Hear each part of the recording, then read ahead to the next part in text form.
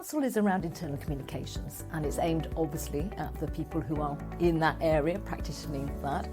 And I think they really need this right now. I think for those particular people, they've just gone through the global pandemic, for example, and all of the challenges and all the pressure points that that has caused. And thanks to that, I think people and organisations have realised just how valuable good internal communications is. We've seen the value of being able to attract, to be able to retain, to be able to engage with workforces and employees, particularly at a time when these employees are people, our colleagues, are probably displaced, disconnected, disengaged. So I think there's a real need right now for the people in internal communications to be able to come together with their peers and to be able to talk through some of these issues, learn off each other, be able to share experiences, and particularly from cross sectors, cross industries, areas where they may never perhaps have had some insights, and there's no better value than shared learning.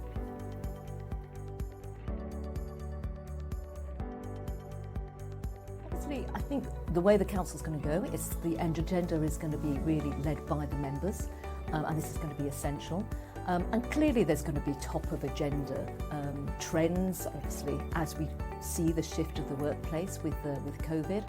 But I think it's also going to be an opportunity to do some of the deep dives into those areas. So if you take post-COVID, we've seen the explosion of social networks, enterprise networks, teams imploding everywhere.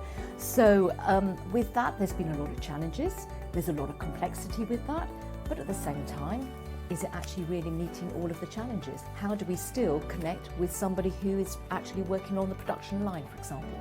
They don't have access to those kind of channels. So we could do a deep dive. How do you manage the technology revolution, the channel management, and really help to mould that and take that forward? So that's just one area. I think another area is also the caring culture. I'm seeing the big C is really coming into the workplace.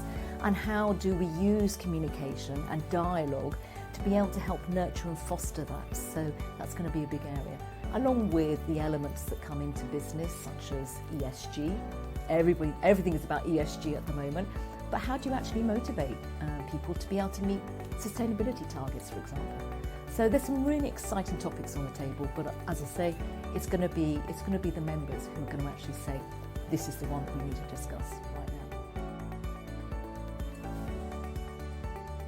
I think there's not much opportunity for councils whereby you can actually come together with peers from different sectors, from different organisations, different levels of organisations, different regions, different countries even, and different cultures.